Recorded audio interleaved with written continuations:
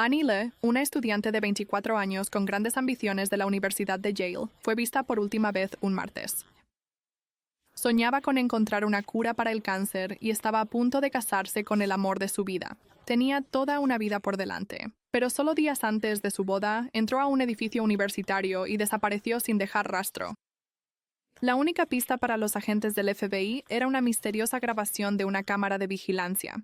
Annie Le nació en San José, California, en el seno de una familia de inmigrantes vietnamitas. Estaba en su último año en la prestigiosa Universidad de Yale. Desde niña, había soñado con convertirse en investigadora biomédica. Según sus seres queridos, Annie poseía un conjunto completo de las cualidades más maravillosas. Llena de entusiasmo y con un deseo de avanzar, se caracterizaba por una gran curiosidad, una inteligencia sobresaliente y un ardiente deseo de usar todo eso para el bien común. No solo los estudios y la investigación científica ocupaban el tiempo de la joven estudiante de posgrado, también se estaba preparando para casarse con el amor de su vida, Jonathan Widowski, un estudiante de la Universidad de Columbia de 24 años. Todos los que los conocían pensaban que eran la pareja perfecta. Annie y Jonathan se amaban profunda y sinceramente. A pesar de sus agendas ocupadas, siempre encontraban tiempo para estar juntos. Y cuando Jonathan le propuso matrimonio, su relación se fortaleció aún más. La boda estaba programada para el domingo 13 de septiembre de 2009. En esos días, todo el tiempo de la novia estaba consumido por la planificación de la próxima celebración, pero cuanto más se acercaba el gran día, más ansiosa se sentía. A solo 6 días de este acontecimiento tan importante, los nervios de Annie empezaron a desbordarse. Una pregunta la atormentaba. ¿Se estaba casando demasiado pronto? Para tranquilizarse sobre su decisión, llamó a su mejor amiga, Jennifer. Y solo unos días después de su conversación, Annie le desapareció misteriosamente. Cuando la estudiante no regresó a su dormitorio esa noche, su compañera de cuarto sospechó de inmediato que algo andaba mal. También le preocupaba el hecho de que su amiga no respondía a sus llamadas. Según Jonathan, su prometida nunca había desaparecido sin avisar antes. Si algo en sus planes cambiaba, siempre se lo informaba a alguien. Temiendo que algo terrible le hubiera pasado a Annie, la policía universitaria decidió de inmediato pedir ayuda al FBI. El caso fue asignado al agente especial James Lewis. Después de entrevistar a la familia y amigos de la joven desaparecida, el investigador no pudo averiguar nada interesante. Ninguno de ellos tenía idea de dónde podría estar. El detective entonces fue a la universidad para inspeccionar la oficina de Annie. Allí encontró su teléfono y su cartera con todos sus documentos sobre el escritorio. Al inspeccionar la habitación, el detective no pudo notar ningún signo de lucha. Las entrevistas con los empleados ayudaron a determinar que Annie había comenzado recientemente a trabajar en un nuevo experimento. El día que desapareció, se levantó de su escritorio para ir al laboratorio y nunca regresó. El laboratorio estaba ubicado en el sótano del Centro de Investigación de Yale, a solo 1 minuto a pie de la oficina de Annie Liu. Lo primero que llama la atención al entrar es el fuerte olor a desechos de animales. En este lugar, médicos y científicos realizan experimentos con animales. En el interior hay numerosas habitaciones y puertas. Es como toda una ciudad subterránea. Annie le realizaba sus experimentos en el laboratorio G13. Al inspeccionar la sala, el investigador no encontró nada fuera de lo común. Solo había grandes estantes con diversos materiales y muestras. Sin pistas claras, las fuerzas del orden recurrieron al público en busca de ayuda. El FBI también colaboró en la búsqueda de Annie Le. Desafortunadamente, esto no dio los resultados esperados. Dado que la policía dispone de muy poco tiempo en los casos de personas desaparecidas, la agencia decidió solicitar la ayuda de otros departamentos. La teniente Lisa Dadio y el sargento James Klein se unieron a la investigación. Al principio, plantearon la hipótesis de que, en la víspera de su boda, Annie podría haberse sentido abrumada por la creciente ansiedad y decidido huir. Además, un incidente así no era sin precedentes. Alrededor de la misma época de la desaparición de la estudiante, hubo una historia conocida de una novia que huyó justo antes de su boda. Este caso fue cubierto por las noticias nacionales. Por lo tanto, la administración de la Universidad de Yale consideró la posibilidad de un escenario similar. Sin embargo, el hecho de que Annie le dejara todas sus pertenencias personales en su lugar de trabajo descartaba esta teoría. Así, la segunda y más probable versión se convirtió en la temida palabra. secuestro. Mientras la familia de la joven desaparecida luchaba por sobrellevar sus peores temores, los investigadores buscaban desesperadamente respuestas a sus preguntas. Cada empleado del Centro de Investigación de la Universidad de Yale tenía una credencial personal que les permitía moverse por el edificio. Mientras la investigación analizaba los datos de quienes estuvieron presentes en el laboratorio el día de la desaparición, el agente James Lewis notó algo muy importante. Había pasado menos de un día desde que la estudiante de posgrado de 24 años fue declarada desaparecida. Afortunadamente para las autoridades, ya habían encontrado testigos confiables, silenciosos, pero que lo habían visto todo. Los secretos que guardaban podrían ayudar a determinar qué le sucedió a la joven. Las cámaras de vigilancia estaban en la entrada principal y cerca de la salida lateral, permitiendo rastrear a todos los que entraban y salían del edificio. Los investigadores comenzaron con las grabaciones de la entrada principal para confirmar que Annie estuvo allí ese día. A las 10:09 de la mañana, encontraron lo que buscando. Las imágenes mostraban a Annie entrando al edificio Centro de Investigación. No se observó nada inusual en su comportamiento. No parecía asustada ni bajo la influencia de nadie. Sin embargo, rastrear sus movimientos dentro resultó más difícil. En el piso inferior solo había una cámara que mostraba el pasillo cerca del laboratorio N. Los detectives esperaron pacientemente a que Annie pasara, pero nunca apareció. Si has visto mis videos antes, sabes que revisar grabaciones de video toma una enorme cantidad de tiempo.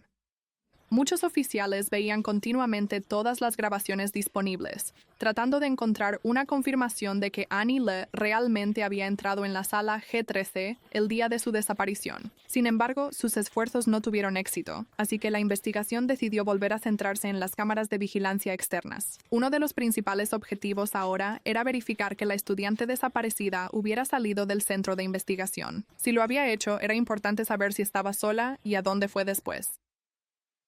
Hora tras hora, los agentes observaban cómo los trabajadores entraban y salían del edificio, pero Annie no estaba entre ellos. Casi 3 horas después de que Annie llegara al trabajo a las 12:50 p.m., los detectives notaron una actividad inusual. De repente, una multitud de personas comenzó a salir corriendo a la calle, tapándose los oídos. Resultó que la alarma de incendios se había activado en el laboratorio ese día. A los investigadores les preocupaba que en medio del caos hubieran pasado por alto el momento en que Annie salió del edificio, pero tras revisar todas las grabaciones cuadro por cuadro, nadie vio a la estudiante de posgrado de 24 años. En ese momento, la atmósfera de la investigación cambió. Annie medía solo 152 centímetros de altura. Los detectives empezaron a preguntarse si podría haber sido sacada del edificio en algo. Tras volver a ver el video, no notaron nada que pudiera servir para ese propósito. Así que les quedó una última posibilidad para explicar cómo pudo haber salido, en bolsas junto con la basura desechada. Dentro del laboratorio había alrededor de 6 lugares donde se recogía la basura, compuesta principalmente de restos de animales. Los expertos forenses examinaron todos los contenedores de basura en los terrenos de la universidad e inspeccionaron meticulosamente cada centímetro del vertedero de la ciudad. Buscaron por todas partes, pero todos los esfuerzos fueron en vano. Parecía como si la persona simplemente se hubiera desvanecido en el aire. Al mismo tiempo, el prometido de Annie finalmente regresó de Nueva York y estaba listo para reunirse con el investigador.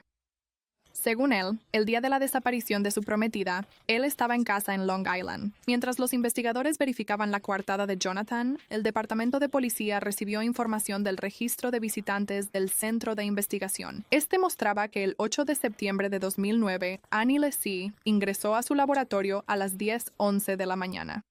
Sin embargo, ella no ingresó a ninguna otra sala que requiriera una tarjeta de acceso.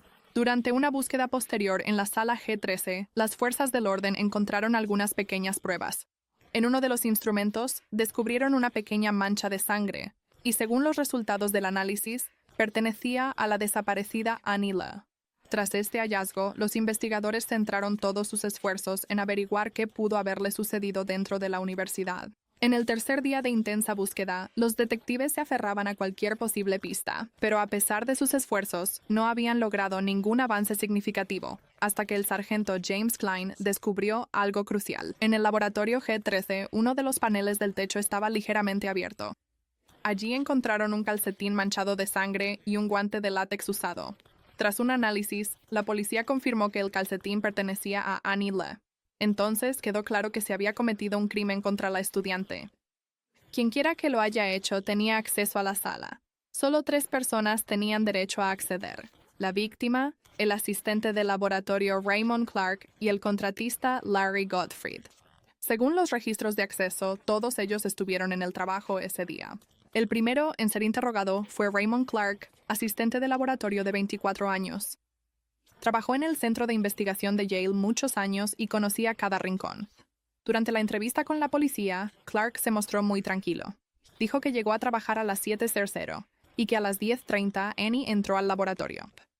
Aproximadamente a las 12:30 del mediodía, ella salió de la oficina llevándose algunas cosas consigo. No sabía a dónde fue, pero no notó nada extraño en su comportamiento. Clark también accedió a proporcionar una muestra de ADN y otras muestras necesarias sin ninguna resistencia, tras lo cual los investigadores lo dejaron en libertad. Las imágenes de la cámara en la entrada principal confirmaron que el 8 de septiembre Raymond Clark llegó al trabajo poco después de las 7:00 de la mañana. La siguiente vez que apareció en las grabaciones fue cerca de la salida de emergencia, después de que sonara la alarma de incendio en el edificio. A las 12:50 del mediodía, Clark salió del edificio junto con otros empleados. No se notó nada inusual en su comportamiento, no tenía prisa y sostuvo la puerta para que otros pudieran salir. Luego, a la 1:10 de la tarde, el sospechoso volvió a entrar por la entrada principal. La última vez que Raymond Clark salió del edificio fue al final de la jornada laboral.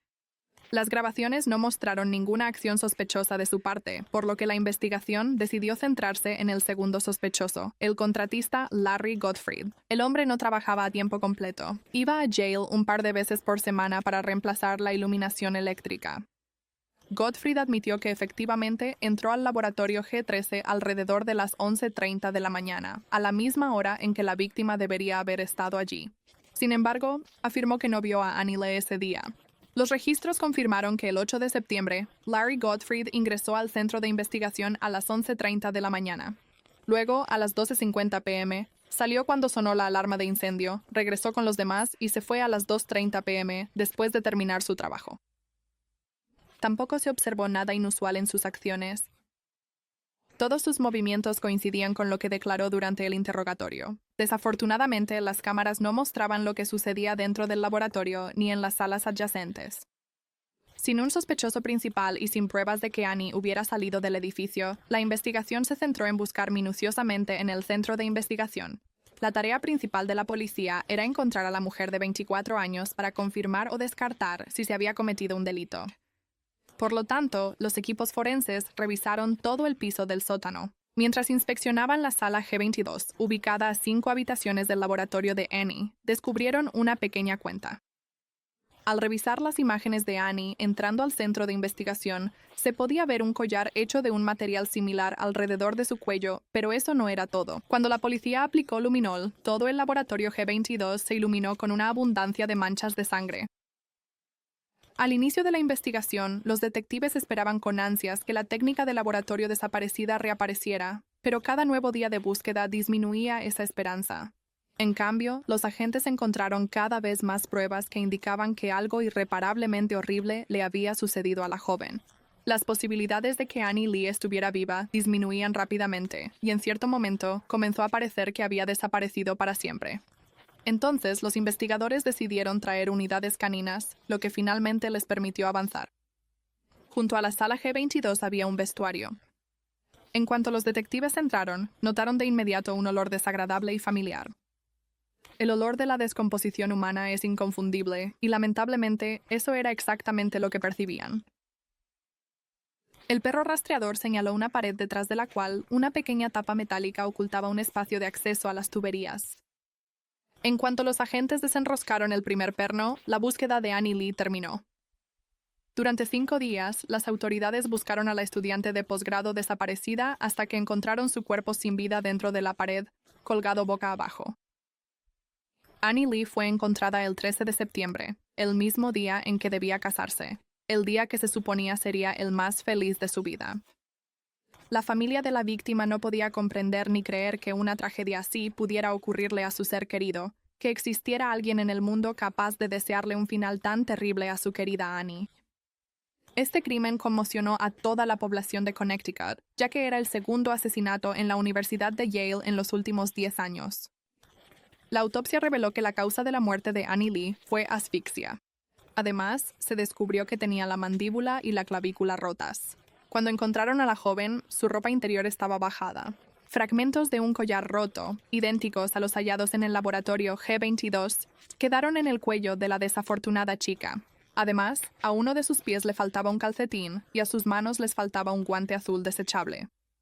Estos eran los mismos objetos que se habían encontrado previamente en la sala G13.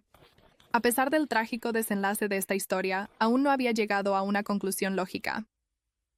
La única manera de hacer justicia era encontrar al asesino de la joven inocente.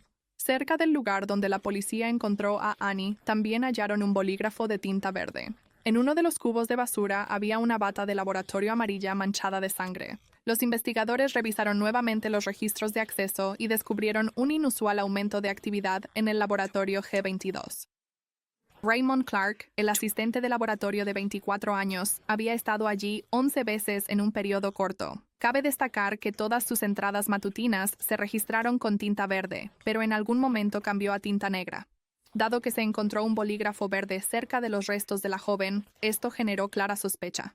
A medida que avanzaba la investigación, se hacía evidente que Raymond Clark estaba involucrado en la muerte de Annie Lee. Para probarlo, los agentes encontraron al sospechoso entrando en la sala del laboratorio al revisar las grabaciones de vigilancia. Llevaba una bata de laboratorio amarilla similar a la encontrada en el cubo de basura con sangre de la joven torturada. Y esto estaba lejos de ser la última coincidencia extraña. Alrededor de las 10:00 de la mañana, se vio a Raymond salir del edificio para tomar un descanso. En ese momento, llevaba puesto un traje azul de técnico de laboratorio y se le veía un cordón rojo en la cintura. Pero cuando salió por segunda vez durante la alarma de incendio, vemos que el cordón de sus pantalones ahora era de un color azul diferente. Esto solo podía significar una cosa: se había cambiado de ropa por alguna razón. Y cuando los resultados del análisis llegaron a la comisaría, todo se volvió muy claro. El ADN de Raymond Clark fue encontrado en ese mismo bolígrafo verde. También estaba presente en el calcetín blanco de la víctima y en la bata de laboratorio amarilla con las manchas de sangre de la chica. Estas pruebas llevaron a la conclusión de que fue Raymond Clark quien atacó a Annie Lee. El asesino fue encontrado en un hotel en la ciudad de Cromwell, a 50 kilómetros de la Universidad de Yale, tras lo cual fue arrestado de inmediato. Esa mañana, aproximadamente a las 8:25 am, la policía, basándose en una orden de arresto, detuvo a Raymond Clark. El señor Clark fue puesto bajo custodia y actualmente está siendo trasladado de regreso a New Haven. A pesar de haber capturado finalmente al culpable, quedaba una pregunta sin resolver. ¿Cuál fue el verdadero motivo de este crimen? Al revisar la bandeja de entrada de correos electrónicos del sospechoso, los investigadores descubrieron que el 8 de septiembre de 2009, Raymond Clark recibió un correo de una colega. El correo le informaba que ella se iba a casar y que estaría ausente del trabajo durante algunos días. El FBI cree que esto fue el detonante de sus acciones. Resultó que Raymond había estado secretamente enamorado de Annie durante años y no quería que ella estuviera con nadie más. Finalmente, los detectives lograron reconstruir los acontecimientos de aquel fatídico día y determinar exactamente qué le sucedió a Annie Lee. Annie llegó al trabajo a las 10:09 de la mañana. 2 minutos después, ya estaba en su laboratorio. A las 10:35 de la mañana, Raymond Clark regresó de un descanso e inmediatamente revisó su correo electrónico. Unos minutos después, fue al aula G13. Llevando a cabo su plan con sangre fría, el perpetrador comenzó a buscar un lugar seguro para ocultar a Annie Lee. Pero Raymond no tuvo éxito de inmediato porque la alarma de incendio se activó en el edificio. Naturalmente, no quería que nadie notara manchas de sangre en su ropa, así que se cambió rápidamente y tiró la bata de laboratorio usada a la basura. Luego salió del edificio por la salida lateral. Mientras tanto, la joven sin vida yacía sola en el frío suelo del laboratorio G22, donde el perpetrador la había trasladado para ocultarla de manera más segura después. Cuando el asesino regresó, colocó el cuerpo en el lugar donde finalmente fue encontrado. Fue un típico crimen pasional o por celos. Inicialmente, Raymond Clark negó su culpabilidad, pero en marzo de 2011 llegó a un acuerdo con la fiscalía y admitió haber intentado agredir y matar a Annie Lee. Esto le permitió reducir su condena a 44 años de prisión. Algunos miembros de la familia de la víctima no quedaron satisfechos con esta sentencia. Su tío declaró que Raymond merecía la pena de muerte o, al menos, cadena perpetua. El hermano de la víctima fue más indulgente. Dijo que su dolor era inconmensurable, pero esperaba que el castigo hiciera que Clark sintiera todo el peso de su atroz acto. Annie le fue enterrada en Placerville, California. Familiares y amigos se reunieron para honrar la memoria de una querida hija, hermana, amiga y prometida. Con su partida, cada uno de ellos perdió una parte de su alma. El horrible suceso asestó un duro golpe a la reputación de la Universidad de Yale, considerada una de las mejores instituciones de Estados Unidos. Desde principios de siglo, este fue el segundo asesinato cometido dentro de sus muros. Así que eso es todo. Cuídense a ustedes mismos y a sus seres queridos y no olviden suscribirse a mi canal. Nos vemos en los próximos episodios.